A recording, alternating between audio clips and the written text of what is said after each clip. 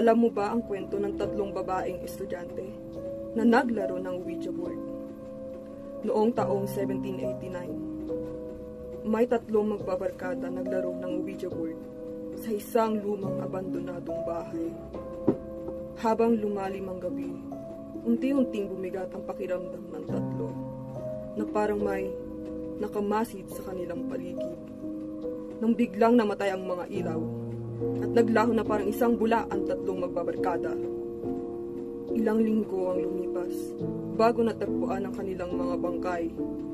Katawan nila ay malamig, walang buhay, at tila sinaniban ng kasamaan. Hanggang ngayon, ang kwentong ito ay nanatiling isang misteryo.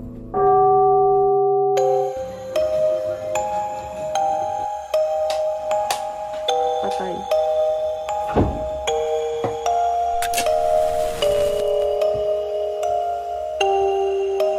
Boy?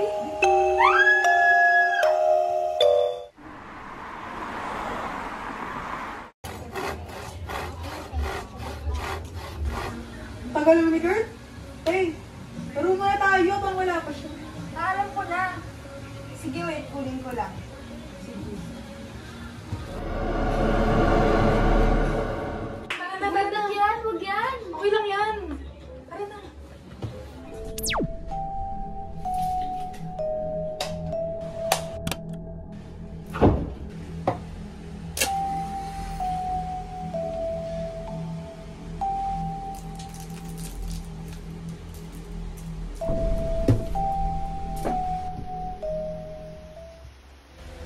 Nandito ka ba?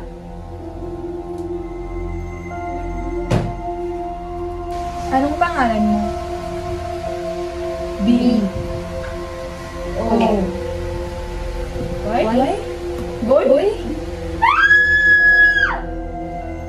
Baka nickname. S. E. N. Boysen? Tay, nabusan ako ng pintura.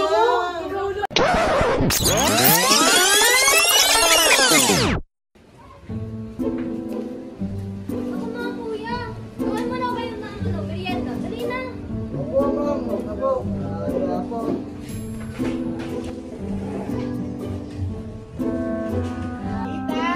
Una, mag-iyan ka may pintura dyan! Yan na nga sinasabi ko. Oh, nabuhay ka doon. Dali na. Why settle for less when you can have the best? Voicen, the #1 paint in the Philippines, offers unmatched 100% coverage. For quality you can trust, choose Voicen.